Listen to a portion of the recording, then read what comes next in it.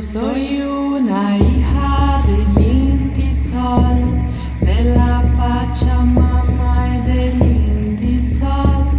Yo soy hermana del pueblo Coya, del Inti hermano y de la Aymara, de la Aymara, la Aymara. Yo misma me guío a la libertad, el Aymara, la Aymara. Un indio me guía a la libertad. José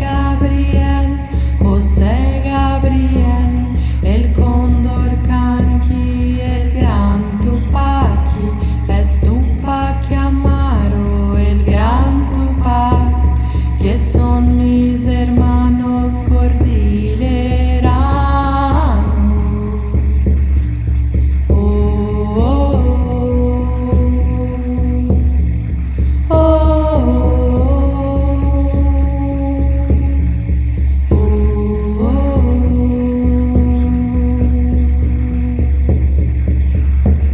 Yo soy una hija del Inti Sol, de la Pachamama y del Inti Sol.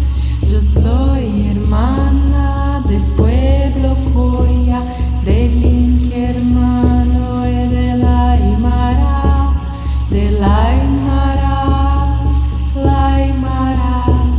Un indio me guía a la libertad, de la Aymara,